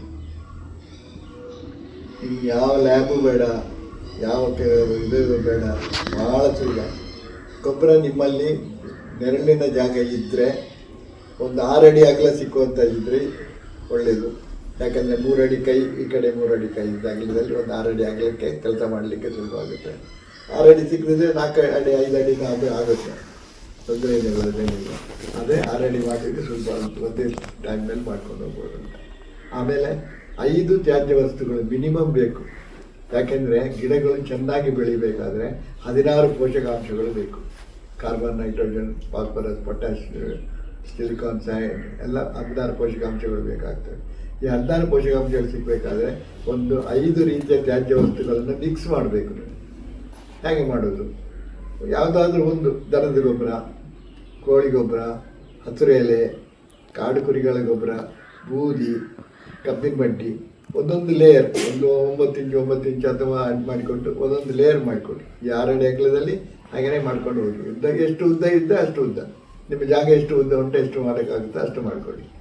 ಆಮೇಲೆ 4.5 ಅಡಿ ಎತ್ತರಕ್ಕೆ ಬಂದಾಗ ಒಂದು 5 ಪೋರ್ಷನ್ಸ್ ಇದ್ದರೂ ಅದು ರಿಪೀಟ್ ಮಾಡಿದರೆ ಇನ್ನೊಂದೆಲ್ಲ ರಿಪೀಟ್ ಮಾಡಿಕೊಡಿ. ಆದರೆ ಹೈಟು 4.5 ಅಡಿ ಬೇಕು. ಯಾಕೆ 4.5 ಅಡಿ? ಎತ್ಕೊಂಡು ಹೋಗಿ ಹಾಕೋಕ್ಕಾಗೋದಿಲ್ಲ, ಅದರ ಮೇಲೆ ತುಳ್ಕೊಂಡು ಹೋಗಬಾರ್ದು. ತುಳ್ಕೊಂಡಿದ್ದರೆ ಮಧ್ಯದಲ್ಲಿದ್ದ ಗಾಳಿ ಆಡುವಿಕೆ ಇದು ಕಡಿಮೆ ಆಗ್ತದೆ. ಸೊಪ್ಪು ಹಾಕಬೇಕು. ಸೊಪ್ಪು ಹಾಕುವಾಗ ಬರೀ ಸೊಪ್ಪನ್ನು ದರ್ಗು ಹಾಕ್ಬೋದು ಅಥವಾ ಹಸಿರು ಸೊಪ್ಪನ್ನು ಹಾಕ್ಬೋದು. ರೆಕ್ಕೆಗೆ ಸವಿತಾ ಹಾಕಿ, ಯಾಕೆಂದರೆ ಅಲ್ಲಿ ಗಾಳಿ ಆಡುವಿಕೆಗೆ ಸುಲಭ ಆಗುತ್ತೆ. ಹಾಗೆ ಮಾಡಿಬಿಟ್ಟು ಮೇಲೆ 4.5 ಅಡಿ ಬಂದ ನಂತರ ಅದನ್ನು ಬಗಡ ಮಾಡಿ ಮುಚ್ಚಿಬಿಡಿ. ಬಗಡ ಅಂದರೆ ದನದ ಗೊಬ್ಬರ ಮತ್ತು ಗಂಜಳ ಇದನ್ನು ಹಾಕಿಬಿಟ್ಟು ಮುಚ್ಚಿಬಿಟ್ಟು ಬಿಡಿ. ಕಂಪ್ಲೀಟ್ ಕವರ್ ಮಾಡಿಬಿಡಿ. ಆಮೇಲೆ ವಾರಕ್ಕೆ ಒಂದು ಸಲ ಮಜ್ಜಿಗೆ ಇದ್ದರೆ ಭಾಳ ಒಳ್ಳೆಯದು, ಗಂಜಿಲ ಬೆಲ್ಲ ನೀರಿನಲ್ಲಿ ಕಲಗಿಸ್ಬಿಟ್ಟು ಚಿಮಿಸಿಕೊಂಡು ಬಂದುಬಿಡಿ ವಾರಕ್ಕೆ ಒಂದು ಸಲ. ಹೀಗೆ ಮಾಡಿದರೆ ನಿಮಗೆ ಕರೆಕ್ಟಾಗಿ ಮಾಡಿದರೆ 4-4.5 ತಿಂಗಳಲ್ಲಿ ಗೊಬ್ಬರ, ಈ 4.5 ಅಡಿ ಎತ್ತರ ಇರ್ತದೆ ಗೊಬ್ಬರ 2.5 ಅಡಿಗೆ ಬೆಳೀತದೆ. ಆಗ ನೀವು ಟೆಸ್ಟ್ ಮಾಡೋದೇ ಬೇಡ. ಕಾರ್ಬನ್ ನೈಟ್ರೋಜನ್ ರೇಷಿಯೋ 20:1ಗಿಂತ ಕಡಿಮೆ ಇತ್ತು, ಒಳ್ಳೆಯದಾಯಿತು, ಗಿಡಗಳಿಗೆ ತಗೊಳ್ಕಾಯ್ತು ಅಂತ ಆ ರೀತಿ ಬಂದುಬಿಡ್ತದೆ. ಇಲ್ಲದ್ರೆ ಈಗ ಟೆಸ್ಟಿಗೆ ಕಳಿಸ್ಬೇಕು, ಒಂದು ಟೆಸ್ಟಿಗೆ 31-32 ಸಾವಿರ ರೂಪಾಯಿ ಆಗಾಗ್ತಿತ್ತು, ಈಗ ಎಷ್ಟು ಗೊತ್ತಿಲ್ಲ ಅದನ್ನ ಪೋಷಕಾಂಶಗಳನ್ನು ಮಾಡಲಿಕ್ಕೆ. ಸೊ ಟೆಸ್ಟ್ ಮಾಡೋದೇ ಬೇಡ, 100%. ಈ 20:1ಗೆ ಮತ್ತು ನಿಮಗೆ ಬರೋ ಡೈರೆಕ್ಟಾಗಿ ಉಪಯೋಗಿಸೋದು ಭಾಳ ಸುಲಭ. ಏನು ದೊಡ್ಡ ಮೆಕ್ಯಾನಿಕಲ್ ಅದು ಇದು ಬೇಕಂತಿಲ್ಲ, ಟೆಸ್ಟ್ ಮಾಡಬೇಕು. ಇನ್ನು ಸಾಯಿಲ್ ಟೆಸ್ಟಿಂಗ್ ಅಂತ ಒಂದು ಬಂದಿದೆ ಈಗ, ಭಾಳಷ್ಟು ಕಡೆಗಳಲ್ಲಿ ಎಲ್ಲರೂ ಸಾಯಿಲ್ ಟೆಸ್ಟ್ ಮಾಡಿಕೊಡ್ತಾರೆ ಅಂತ. ಇದನ್ನು ನಂಬೇಡಿ. ಡಾಕ್ಟರ್ ರೊನಾಲ್ಡ್ ಅಂತ ಹೇಳ್ಕೊಂಡು 1982ರಲ್ಲಿ ಒಂದು ಸಾಯಿಲ್ ಸ್ಯಾಂಪಲನ್ನು 69 ಸೂಪರ್ ಕಂಪ್ಯೂಟರ್ಸಿಗೆ ಕೊಟ್ಟಿದ್ದಾರೆ. ನಮ್ಮಲ್ಲಿ ಈಗ ಇನ್ನು ಸೂಪರ್ ಕಂಪ್ಯೂಟರ್ಸ್ ಬಂದಿಲ್ಲ, ಆದರೂ ಅಲ್ಲಿ ಅಮೇರಿಕಾದಲ್ಲಿ ಕೊಟ್ಟಿದ್ದಾರೆ. 69 ಸೂಪರ್ ಕಂಪ್ಯೂಟರ್ಗೆ ಮ್ಯಾನೇಜ್ ಮಾಡಿದ್ಯಾರು? ಅಗ್ರಿಕಲ್ಚರ್ ಗ್ರ್ಯಾಜುಯೇಟ್ಸು, ಅಗ್ರಿಕಲ್ಚರ್ ಕಾಲೇಜು, NGOಸು ಮತ್ತು ಪ್ರೈವೇಟ್ ಇದ್ದಾರೆ, ಎಲ್ಲ ಬೇರೆ ಬೇರೆಯವರು ಮಾಡಿದ್ದಾರೆ. ಈ 69 ಸ್ಯಾಂಪಲ್, ಒಂದು ಸಾಯಿಲ್ ಸ್ಯಾಂಪಲನ್ನು 69 ಕಡಿಮೆ ಮಾಡುವಾಗ 69 ರಿಸಲ್ಟ್ ಬಂತು. ಇವತ್ತು ನೀವು ತಗೊಂಡೋಗಿ ಕಾಫಿ ಬೋರ್ಡಿಗೆ ಸಾಯಿಲ್ ಟೆಸ್ಟಿಂಗ್ ಕೊಡಿ, ಅಥವಾ ಅಗ್ರಿಕಲ್ಚರ್ ಡಿಪಾರ್ಟ್ಮೆಂಟ್ಗೆ ಸಾಯಿಲ್ ಟೆಸ್ಟಿಂಗ್ ಕೊಡಿ, ಅದೇ ಸಾಯಿಲನ್ನು ತಗೊಂಡು ಇನ್ನೊಬ್ಬರಿಗೆ ಕೊಡಿ, ಅದು ಎರಡು ಒಂದೇ ರೀತಿ ಉಂಟ ನೋಡಿ, ಇಲ್ಲ ವ್ಯತ್ಯಾಸ ಬರ್ತದೆ. ಈಗ 69 ಸೂಪರ್ ಕಂಪ್ಯೂಟರ್ನಲ್ಲಿ 69 ರಿಸಲ್ಟ್ ಬಂತು. ರಿಸಲ್ಟ್ ಎಲ್ಲಿಂದ ಎಲ್ಲಿವರೆಗೆ ಅಂತ ಹೇಳಿದರೆ, ಒಬ್ಬ ಹೇಳ್ತಾನೆ ಇದಕ್ಕೆ 2,000 ರೂಪಾಯಿ ಹೊರತು ಸಾರಜನಕ ನೈಟ್ರೋಜನ್ ಆ್ಯಡ್ ಮಾಡಬೇಕು ಅಂತ, ಇನ್ನೊಬ್ಬ ಹೇಳ್ತಾನೆ ಇದಕ್ಕೆ ನೈಟ್ರೋಜನ್ ಬೇಡವೇ ಬೇಡ, ರಿಚ್ ಇದೆ ಹಾಕೋದು ಬೇಡ ಅಂತ. ನಷ್ಟ ಯಾರಿಗೆ? ರೈತರಿಗೆ. ಆ ಸಾಯಿಲ್ ಸ್ಯಾಂಪಲ್ ನಂಬಿಟ್ಟು ಮಾಡಿದ. ಅದಕ್ಕೆ ಅವ್ರು ಏನು ಹೇಳ್ತಾನೆ ಅಂದರೆ, ಸಾಯಿಲ್ ಟೆಸ್ಟಿಂಗ್ ಬೇಡ ಅಂತ ಹೇಳೋದಿಲ್ಲ, ಗೋಡೆಗೆ ಹಾಕ್ಬಿಡಿ ಅಂತ, ಗೋಡೆಯಲ್ಲಿ ಬರೆದಿಟ್ಬಿಡಿ. ನೀವು ಗಿಡದ ಜೊತೆ ಮಾತಾಡಿ, ಆಗ ಗೊತ್ತಾಗುತ್ತೆ ನಿಮಗೆ ಬೇಕಾ ಬೇಡವಾ ಅಂತ ಗಿಡ ಹೇಳುತ್ತೆ ನಿಮಗೆ. ಸೊ ನೀವು ಪ್ರತಿಯೊಂದು ನಿಮ್ಮನ್ನು ನೀವು ಇನ್ವಾಲ್ವ್ ಆದರೆ ರಿಸಲ್ಟ್ಸ್ ಬರ್ತದೆ, ನೀವು ಆಗಲಿಲ್ಲ ಅಂದರೆ ರಿಸಲ್ಟ್ಸ್ ಬರ್ತದೆ.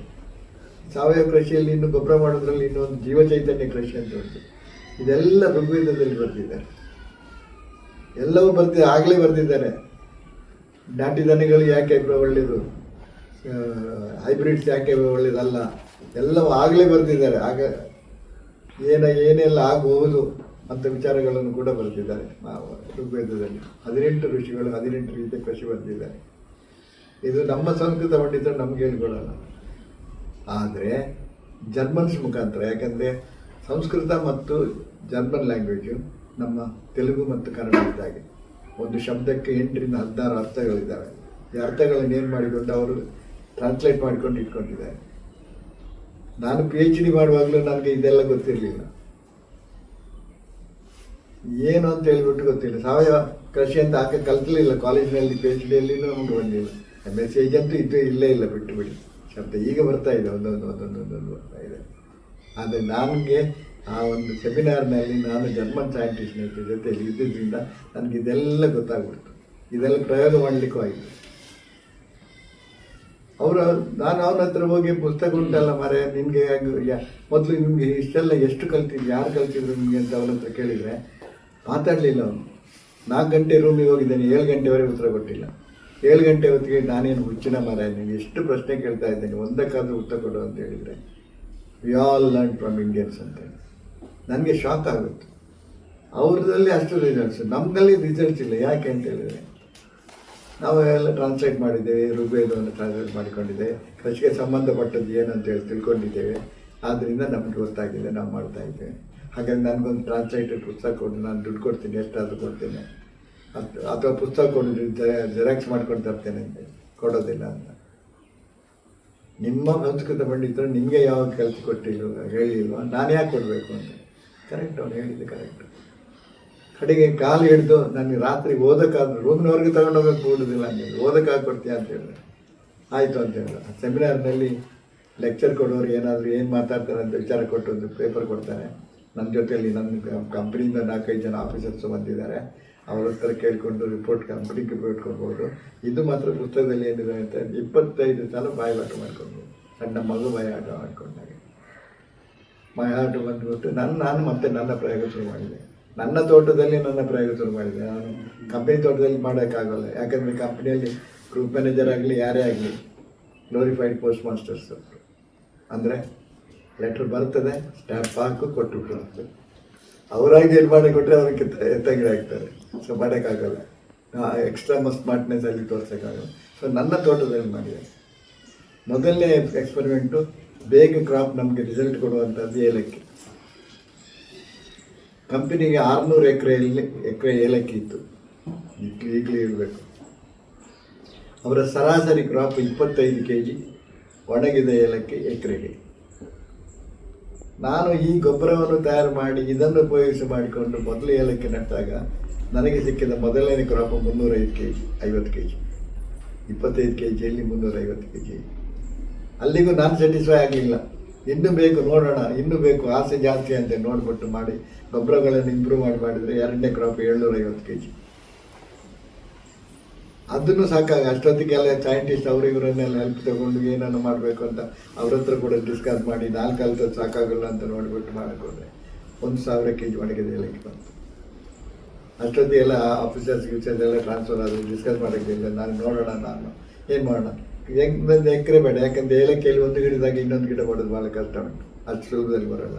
ಸೊ ಏನು ಮಾಡಬೇಕಂತ 200 ಗಿಡ ಒಳ್ಳೆಯ ಗಿಡಗಳನ್ನು ಪಿಕ್ ಮಾಡಿಕೊಂಡು ತೆಗೆದು ನೋಡುವಾಗ ಒಂದು ಗಿಡ 2 kg ಏಲಕ್ಕಿ ಕೊಡ್ತಾರೆ, ಒಣಗಿದ ಏಲಕ್ಕಿ ಕೊಡ್ತಾರೆ. ಎಷ್ಟಾಯಿತು? 2000 kg ಏಲಕ್ಕಿ ಆಯಿತು. ಇದೇ ಪ್ರಯೋಗವನ್ನು ನಾನು ರಾಯರ್ ಕೊಪ್ಪಲ್ಲಿ ಮಲ್ಲಣ್ಣಗೌಡರು ಇದ್ದರು, ಮತ್ತು ಆ ಕಡೆಯಿಂದ ಬಾಲಕೃಷ್ಣ ಆಚಾರ್ಯ ಅಂತ ಅವ್ರ ತೋಟ ಇತ್ತು, ಇಬ್ಬರಿಗೂ ಹೇಳ್ಕೊಟ್ಬಿಟ್ಟು ಅವರಿಬ್ಬರು 1000 kg ಗೊಬ್ಬರ ತಗೊಂಡು ನನ್ನ ತೋಟದಲ್ಲಿ ನಾನು ನನ್ನ ರೈಟ್ರಿಗೆ, ನಮ್ಮ ಸೂಪರ್ಡೆಂಟ್ಸಿಗೆ, ನಮ್ಮ ಅಸಿಸ್ಟೆಂಟ್ ಮ್ಯಾನೇಜರ್ಸ್ಗೆ ಹೇಳಿದಾಗ ಅವ್ರಿಗೆ ಸಿಕ್ಕಿದ್ದು 500 kg ಮಾತ್ರ. ಯಾಕಂದರೆ ಇನ್ವಾಲ್ವ್ಮೆಂಟ್ ಇಲ್ಲ ಅವರದ್ದು, ಅವರು ಸ್ವಂತ ಮಾಡಿಸಿದ್ರು. 1000 kg ಇಬ್ಬರಿಗೂ ಪ್ರೈಸ್ ಸಿಕ್ತು ಸ್ಪೆಷಲ್ ಬೋರ್ಡ್ನಿಂದ. ಸೊ ಇದು ಸಾಧ್ಯ ಇದೆ. ಇದು ಯಾಕೆ ಇದನ್ನು ಹೇಳ್ತಾ ಇದ್ದೀನಿ ಅಂದರೆ ನೀವು ಮಾಡಲಿಕ್ಕೆ ಸಾಧ್ಯ ಇದೆ. ನೀವು ಎಷ್ಟೇ ಕಲೀರಿ, ನಾಳೆ ಲಕ್ಷಗಟ್ಟಲೆ ನೀವು ಬೆಳೆ ಬೆಳೆಸ್ಕೊಳ್ಬೋದು, ಮುಂದೆ ಇದು ಮಾಡ್ಕೊಳ್ಬೋದು. ಸೊ ಆ ಟಾರ್ಗೆಟ್ ಇಟ್ಕೊಳ್ಳಿ, ಅದು ಗೊತ್ತಾಗುತ್ತೆ. ಇಷ್ಟೇ ಹೇಳಿ ಸಾಕು ಅಂತ ಕಾಣುತ್ತೆ, ಇನ್ನೂ ಉಂಟು ಮಾತಾಡೋಕ್ಕೆ ಬೇಕಾದಷ್ಟು. ಆದರೆ ನೀವು ಹೇಳ್ದಂಗೆ ಗೊಬ್ಬರನ ತಯಾರು ಮಾಡಿಕೊಂಡ್ರೆ ಒಂದು ಗಿಡಕ್ಕೆ ಎಷ್ಟು kg ಹಾಕಬೇಕು ಅವರು?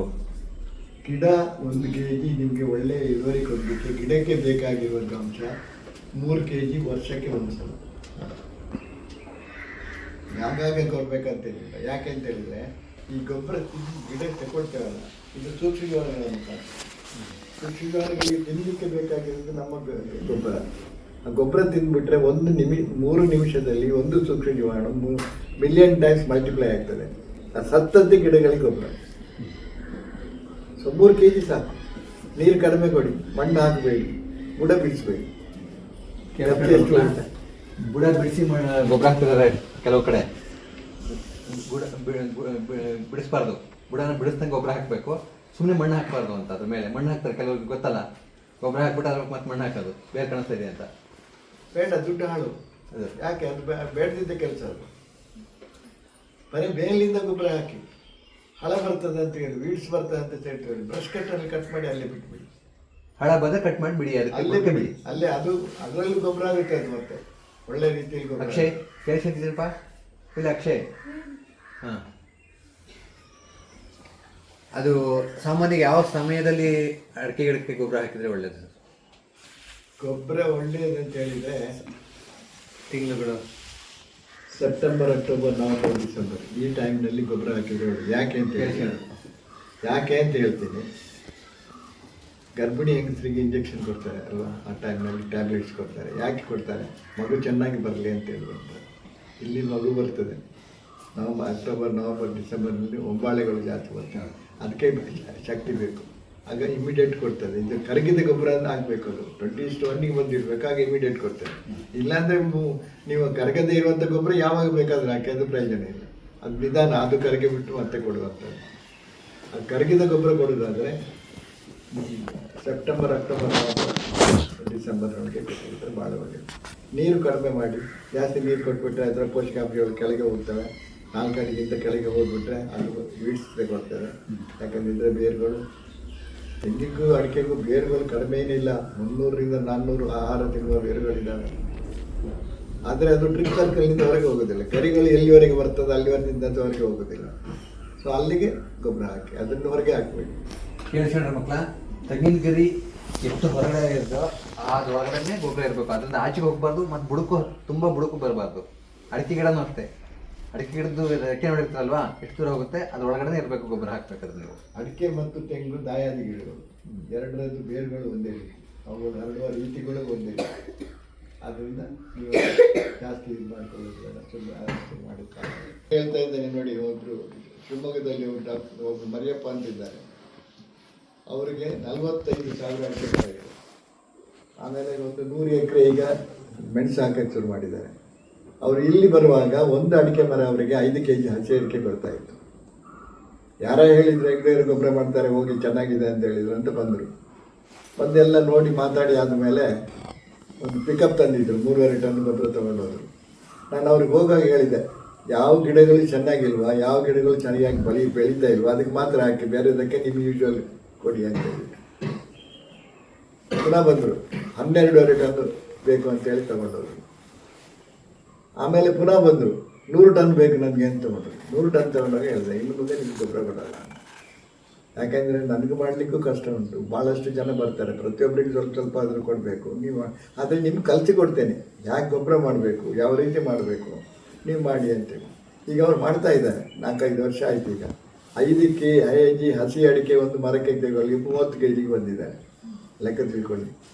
ನಾನು ಹೇಳಿದೆ, ಇದನ್ನು ಸರಿ ಇಲ್ಲ, ನಿಮ್ಮ ಟಾರ್ಗೆಟ್ ಇನ್ನೂ ಜಾಸ್ತಿ ಆಗಬೇಕು. ಯಾಕೆ ಅಂತ ಹೇಳಿದರು, ಒಂದು ಅಡಿಕೆ ಮರ ಚೆನ್ನಾಗಿ ನೀವು ನೋಡಿದರೆ 54 kg ಹಸಿ ಅಡಿಕೆ ಕೊಡ್ತದೆ. ಯಾರ ಹತ್ರ ಬಂದವರು, ಇಲ್ಲಿ ಬಂದವ್ರ ಹತ್ರ ಕೇಳಿದ್ರೆ 5 kg 10 kg ಕೊಟ್ಟರೆ ಭಾಳ ಒಳ್ಳೆ ಕ್ರಾಪ್ ಸರ್ 10 kg ಬಂದಿದೆ ಅಂತ. ಆ ಮರ 54 kg ಹಸಿ ಅಡಿಕೆ ಕೊಡ್ತದೆ. 8 ಗೊನೆ ಬರಬೇಕು. ಎಲ್ಲ ಹತ್ರ ಬರೋದು 1 ಗೊನೆ 2 ಗೊನೆ 3 ಗೊನೆ 3 ಗೊನೆ ಬಂದರೆ ಜಾಸ್ತಿ ಒಳ್ಳೆ ಬೆಳೆ ಅಂತೇಳಿ. ಸೊ ನಮ್ಮ ಟಾರ್ಗೆಟ್ ಅಲ್ಲಿ ಇರಬೇಕು, ಅಲ್ಲಿಗೆ ಹೋಗಬೇಕು ನಾವು. ಆ ರೀತಿ ಅದಕ್ಕೆ ಏನು ಮಾಡಬೇಕು, ಎಷ್ಟು ಗೊಬ್ಬರ ಕೊಡಬೇಕು, ಯಾವ ರೀತಿ ಕೊಡಬೇಕು. ಮಾಡುವಂಥ ತಪ್ಪುಗಳು ಅಡಿಕೆಯಲ್ಲಿ ತೆಂಗಿನಲ್ಲಿ ಮಾಡಿ ಮುಖ್ಯವಾದ ತಪ್ಪುಗಳು ಏನಂತ ಹೇಳಿದರೆ ಬುಡ ಬಿಡಿಸೋದು. ಯಾಕೆಂದರೆ ಬುಡ ಎಲ್ಲರೂ ಮಾಡ್ತಾ ಇದ್ದಾರೆ, ಅಪ್ಪನ ಟಾಲದ ಮರ ಎಲ್ಲ ಅವರು ಹಿಂದಿನ ಕಾಲದಲ್ಲಿ ಬುಡ ಬಿಡಿಸಿದ್ರು, ಗೊಬ್ಬರ ಹಾಕಿದ್ರು ಅಂತ. ನೀರು ಕೊಡೋದು ಬೆಳಿಗ್ಗೆ ಒಂದು 3 ಗಂಟೆ, ಸಾಯಂಕಾಲ ಒಂದು 3 ಗಂಟೆ, 6 ಗಂಟೆಗೆ ಕರೆಂಟ್ ಬರ್ತದೆ, ಹೊಡೀರಿ. ಅದಾಗಿ ಆಫ್ ಆಗಬೇಕು, ಇಲ್ಲ ಅಂದರೆ ಆ ರೀತಿ. ಹೌದು, ಮತ್ತು ಬಣ್ಣ ಹಾಕೋದು, ಇಷ್ಟೆಲ್ಲ ಮಾಡ್ತಾರೆ. ಅವರಿಗೆ ತೆಂಗಿನ ಮರದ ಬೇರುಗಳು ಏನು, ಅಡಿಕೆ ಮರದ ಬೇರುಗಳು ಹೇಗೆ ಅಂತೇಳಿ, ಅದು ಬೇರೆ ಬೇರುಗಳು ಹಾಗೆ ಇಲ್ಲ. ಆದರೆ ವಿಜ್ಞಾನಿ ಒಟ್ಟು ಅಧಿಕಾರಿ ಹತ್ರ ಹೋಗಿ ಕೇಳಿ, ಅದು ಬಿಳಿ ಬೇರು ಉಂಟು, ಬಿಳಿ ಬೇರಿನಿಂದ ಆಹಾರ ತಗೊಳ್ಳೋದು ಅಂತೇಳಿ. ಅಡಿಕೆಗೆ ತೆಂಗಿಗೆ ಬಿಳಿ ಬೇರು ಇಲ್ಲವೇ ಇಲ್ಲ. ಅದು ತಗೊಳ್ಳೋದು ರೂಟ್ ಕ್ಯಾಪ್ ಮುಖಾಂತರ, ಬೇರೆ ಒಂದು ತುದಿಯಲ್ಲಿ ಟ್ರಿಪ್ ಸರ್ಕಲ್ಗೆ ಹೋದಾಗ ಅಲ್ಲಿಗೆ ಹೋಗಿ ಆಹಾರ ತಗೊಳ್ಳುವಂಥದ್ದು. ಅದನ್ನು ಬುಡ ಬಿಡಿಸುವಾಗ ಅದನ್ನು ಕಟ್ ಮಾಡ್ತೀರಾ, ಕಟ್ ಮಾಡಿದರೆ 3 ತಿಂಗಳು ಮತ್ತೆ ಪುನಃ ರಿಪೇರ್ ಆಗಿ ಬರಬೇಕು. ಅದು ಎಲ್ಲಿ ಬರುತ್ತೆ, ಬರೋದಿಲ್ಲ. ಇನ್ನು ಮಂಡ ಹಾಕ್ತೀವಿ, 3 ರೀತಿಯ ಬೇರುಗಳು, ಒಂದು ಆ್ಯಂಕರಿಂಗ್ ರೂಟು, ಫೀಡಿಂಗ್ ರೂಟು ಮತ್ತು ಬ್ರೀದಿಂಗ್ ರೂಟ್ಸ್ ಅಂತ. ಗಾಳಿ ತಗೊಳ್ಳೋ, ಈ ಗಾಳಿ ತಗೊಳ್ಳೋ ಬೇರು ನೀರು ಕೊಟ್ಟರೆ ಮೇಲೆ ಬರ್ತದೆ, ಭೂಮಿ ಮೇಲೆ ಬರ್ತದೆ. ಮೇಲೆ ಬಂದ ಬೇರೆ ಮೇಲೆ ಬಂತಂತೆ ಕಡಿತಾರೆ, ಮಣ್ಣು ಹಾಕ್ತಾರೆ. ಮೂಗು ಕಟ್ಬಿಟ್ಟು ಮಾತಾಡೋಂತೇಳಿ ಮಾತಾಡೋಕ್ಕಾಗುತ್ತೆ. ಸೊ ಬೇರೆ ಏನಂತಲೂ ಗೊತ್ತಿರೋದಿಲ್ಲ, ಅದು ಕಲ್ತ್ಕೊಳ್ಬೇಕು, ಅದು ನೋಡಬೇಕು. ಆದರೆ ಪಾಪ ಸೈಂಟಿಸ್ಟ್ ನಿಮ್ಗೆ ಹೇಳೋದಿಲ್ಲ. ಯಾಕೆ ಹೇಳೋದಿಲ್ಲ ಅಂದರೆ, ಇವತ್ತು ನಮ್ಮ ಗೌರ್ಮೆಂಟು, ನಮ್ಮ ಸರ್ಕಾರ ನಡೀತಾ ಇರೋದು ಕೆಮಿಕಲ್ ಲಾಬಿಯಿಂದ. ಅವರೊಂದು ಪ್ರಾಜೆಕ್ಟ್ ಕೊಟ್ಬಿಟ್ಟು, ಅವರ ಒಂದು ಪ್ರಾಡಕ್ಟನ್ನು ತಂದುಬಿಟ್ಟು, ಈ ಪ್ರಾಡಕ್ಟ್ಗೆ ಈ ರೀತಿ ಹಾಕಿದರೆ ಈ ರೀತಿ ರಿಸಲ್ಟ್ ಬರ್ತದೆ ಅಂತ ಅವರೇ ಹೇಳ್ತಾರೆ. ಅದನ್ನು ನೀವು ರಿಸರ್ಚ್ ಮಾಡಿ ಅಂತ ಹೇಳ್ತಾರೆ, ರಿಸರ್ಚ್ ಪೇಪರ್ ಬರೀರಿ ಅಂತ ಹೇಳ್ತಾರೆ. ರಿಸರ್ಚ್ ಯಾವುದೇ ಆಗಲಿ ಅದನ್ನು ಬಿಡಿಸಿ ಹೇಳಬೇಕಾದ್ರೆ ರೀಸರ್ಚ್ ಮೊದಲ ಯಾವುದು ಬೇಕಾದರೂ ಇವತ್ತು ಮಾಡಿ. ಇದು ನಿಮ್ಮ ಉಪಗ್ರಹಕ್ಕೆ ಹೋಗುವಂಥ ಟೆಕ್ನಾಲಜಿನ ಉಪಯೋಗಿಸಿ ನೋಡಿ, ಅಥವಾ ಇದು ಇಂಟರ್ನೆಟ್ನಲ್ಲಿ ಹೋಗ್ಬಿಟ್ಟು ಏನೋ ಇನ್ನೊಂದು ಈ ತೋಟ ಹೇಗೆ ಉಂಟು, ಇದಕ್ಕೆ ಎಲ್ಲಿ ಎಷ್ಟು ಎಕರೆ ಉಂಟು ಅಂತ ನೋಡಿ ಬರ್ತಾ ಇದ್ದಾರೆ. ಇಲ್ಲಿ ಯಾರಿಂದ ಕಲ್ತಿದ್ದು? ಇದು ನಮಗೆ ಕಲಿಸಿದ್ದು ನಮ್ಮ ಇನ್ಸೆಕ್ಟ್ಸ್. ಕಾಫಿ ತೋಟದಲ್ಲಿ ಒಂದು 100 ಗಿಡ ನಟ್ಬಿಡಿ, 100 ಗಿಡಕ್ಕೂ ಬಡ್ಡೆ ಬರೋರು ಬರ್ತದ? ಬರಲ್ಲ. ಒಂದಾಗ ಬರ್ತದೆ, ಇಲ್ಲೊಂದು ಇನ್ನೊಂದು ಅಲ್ಲಿಗೆ ಬರ್ತದೆ. ಅದು ಹೇಗಾಯ್ತು, ಅಲ್ಲಿಗೆ ಹೋಯ್ತು ಇಲ್ಲಿಗೆ ಇದಕ್ಕೆ ಯಾಕೆ ಬರಲಿಲ್ಲ? ಯಾಕೆಂದರೆ ಇದರ ಇಂಟರ್ನೆಟ್ನ ಮುಖಾಂತರ, ಅವುಗಳ ಇದರ ಮುಖಾಂತರ ಯಾವುದರಲ್ಲಿ ಕುಂದು ಕೊರತೆ ಇದೆ, ಯಾರು ಊಟ ಸರಿ ಮಾಡ್ತಾ ಇಲ್ಲ, ಯಾರಿಗೆ ಊಟ ಸರಿ ಸಿಗ್ತಾ ಇಲ್ಲ, ಅವನನ್ನು ಅಟ್ಯಾಕ್ ಮಾಡ್ಬೋದು. ಒಂಟಿ ಮನೆಗೆ ಕಳ್ಳು ಜಾಸ್ತಿ, ಸಾಲ ಮನೆಗೆ ಕಳ್ಳು ಇಲ್ಲ. ಅಲ್ಲಿ ಎಲ್ಲ ಆಹಾರಗಳಿದ್ದಾವೆ, 16 ಪೋಷಕಾಂಶಗಳು ಗಿಡಗಳಿಗೆ ಬೇಕಾಗಿದ್ದು ಅಲ್ಲಿದೆ. ಅದನ್ನು ಮುಟ್ಟಕ್ಕಾಗಲ್ಲ. ಅಲ್ಲಿ ಗಾರ್ಡ್ಗಳು ಜಾಸ್ತಿ ಇದ್ದಾನೆ. ಇದಕ್ಕೆ ಇವನಿಗೆ ಊಟ ಇಲ್ಲ, ಇವನು ವೀಕ್ ಆಗಿದ್ದಾನೆ, ಇವನನ್ನು ಅಟ್ಯಾಕ್ ಮಾಡು. ಆದ್ದರಿಂದ ಯಾವಾಗಲೂ ನಾವು ಪ್ರತಿ ವಿಚಾರಗಳನ್ನು ಸಣ್ಣ ಸಣ್ಣ ಮಟ್ಟದಲ್ಲಿ ನಾವು ಕಲ್ತ್ಕೊಂಡು ಬಿಟ್ಟರೆ ಭಾಳ ಸುಲಭ. ಹೆಗ್ಡೆ ಸರ್ ಅವ್ರನ್ನ ನಿಮಗೆ ಒಂದ್ಸರಿ ಪರಿಚಯ ಮಾಡಿಸ್ಬೇಕಂತದ್ದು ನನಗೆ ತುಂಬ ಸರಿ ಅನಿಸಿತ್ತು. ಈಗ ಹೊರಗಡೆ ಹೋಗೋ ಅವಕಾಶ ಸಿಕ್ಕಿದ್ರಿಂದ, ನಮ್ಮ ಎಕೋ ಕ್ಲಬ್ ವತಿಯಿಂದ ಬರ್ಲಿಕ್ಕೆ ಅವಕಾಶ ಸಿಕ್ಕಿದ್ರಿಂದ ನಾನು ಮೇಡಮ್ ಹತ್ರ ಮಾತಾಡಿದ್ರಿಂದ ಅವರು ಒಪ್ಪಿಗೆ ಕೊಟ್ಟಿದ್ರು. HM ಮೇಡಮ್ ಅವ್ರು ಬರ್ಬೇಕಾಯ್ತು ಸರ್, ನಮ್ಮ HM ಒಬ್ರು ಅನ್ಸಿ ಅಂತ, ಅವರು ಅಡಿಕೆ ತೋಟ ಇದೆ, ಹೌದಾ? ಅವ್ರಿಗೇನೋ ಹುಷಾರಿಲ್ದಂಗೆ ಆಗ್ಬಿಟ್ಟು ಬರಲಿಲ್ಲ ಇವತ್ತ. ಅವರು ಅನುಮತಿ ಕೊಟ್ಟಿದ್ರಿಂದ ನಾವೆಲ್ಲರೂ ಹೆಗ್ಡೆ ಸರ್ ಅವರ ಮಾತುಗಳನ್ನ ಕೇಳಲಿಕ್ಕೆ ಅವಕಾಶ ಸಿಕ್ತು. ನೋಡಿ, ಅವ್ರು ಹೇಳಿದ್ದಾರೆ, ನನ್ನ ಫೋನ್ ನಂಬರ್ ತಗೊಳ್ಳಿ, ನಾನು ಯಾವಾಗಲಾದ್ರೂ ನಿಮ್ಗೆ ಏನಾದರೂ ವಿಷಯ ಬೇಕು ಅಂದ್ರೆ ಫೋನ್ ಮಾಡಿ, ನಾನು ಫೋನ್ ಆಗ ರಿಸೀವ್ ಮಾಡಲಿಲ್ಲ ಯಾವಾಗಲಾದರೂ ಅಟೆಂಡ್ ಮಾಡ್ತೀನಿ ಮತ್ತೆ ಅಂತ ಹೇಳಿದ್ದಾರೆ. ನಿಮ್ಗೆ ಏನೇ ಅನುಮಾನಗಳಿದ್ರೆ ಕೇಳಿಕೊಳ್ಳಿ. ಯಾಕೆಂದ್ರೆ ನೀವು ಮುಂದೆ ಇನ್ನು ನಿಮ್ಮ ತಂದೆ ತಾಯಿಗಳನ್ನ ತಿದ್ದಬೇಕಾಗಿದೆ. ಇಲ್ಲಿವರೆಗೂ ಅವರು ರಾಸಾಯನಿಕ ಕೃಷಿಯನ್ನು ಸಾಕಷ್ಟು ಮಾಡಿ ಭೂಮಿನ ಹಾಳು ಮಾಡಿದ್ದಾರೆ, ಅದು ಬದಲಾಯಿಸ್ಕೋಬೇಕು. ನೀವು ಇನ್ನೂ ಬಿಡುವಾದಾಗ, ರಜೆ ಇದ್ದಾಗ ನಿಮ್ಮ ತಂದೆ ತಾಯಿಗಳನ್ನ ಕರ್ಕೊಬನ್ನಿ ಒಂದ್ಸರಿ. ಅವರು ರಾಸಾಯನಿಕ ಗೊಬ್ಬರ ಇದು ಗೊಬ್ಬರ ಮಾಡ್ತಾರೆ, ಸಾವಯವ ಗೊಬ್ಬರನ ಮಾಡ್ತಾ ಇದ್ದಾರೆ, ನೋಡ್ಕೊಳ್ಳಿ. ನೀವು ಒಂದ್ಸರಿ ತಗೊಂಡೋಗಿ. ಅವ್ರು ಹೇಳಿದ್ರು ಆಗಲೇ, 1 ಸರಿ ಕೊಡ್ತೀನಿ, 2 ಸರಿ ಕೊಡ್ತೀನಿ, 3 ಸರಿ ಕೊಡಲ್ಲ ಅಂತ. ಅಂದರೆ ನಾವು ಯಾವಾಗಲೂ ಇನ್ನೊಬ್ರ ಮೇಲೆ ಡಿಪೆಂಡ್ ಆಗಬಾರ್ದು. 1 ಸರಿ ನೋಡ್ಕೊಂಡ್ಮೇಲೆ 2ನೇ ಸರಿ ನಾವೇ ತಯಾರು ಮಾಡ್ಕೋಬೇಕು ಅಂತ. ಅದು ನಿಮಗೆ ಹೇಳಿರೋದು ಕಿವಿ ಮಾತು, ಅದನ್ನು ನೀವು ಅನುಸರಿಸ್ತೀರಾ ಅಂತ ಹೇಳ್ತಾ ನಮಗೆ ಸಾಕಷ್ಟು ಮಾಹಿತಿನ ಹೇಳ್ಕೊಟ್ಟಿದ್ದಾರೆ. ಈ ಅವಕಾಶ ಮಾಡಿಕೊಟ್ಟಂತ ನಮ್ಮ ಶಾಲೆ ಮುಖ್ಯೋಪಾಧ್ಯಾಯರು, ಹಾಗೆ ನಮಗೆ ಈ ಮಾಹಿತಿ ತಿಳಿಸ್ಕೊಟ್ಟಂತ VP ಹೆಗ್ಡೆ ಸರ್ ಅವರಿಗೆ, ನಮ್ಮ ಸರ್ಕಾರಿ ಪ್ರೌಢಶಾಲೆ ಹಂಪನಕುಪ್ಪೆಯ ಮುಖ್ಯೋಪಾಧ್ಯಾಯರು, ಶಿಕ್ಷಕರಿಂದ ತಮ್ಮೆಲ್ಲರ ಪರವಾಗಿ ತುಂಬ ಧನ್ಯವಾದಗಳನ್ನ ತಿಳಿಸ್ತೇನೆ.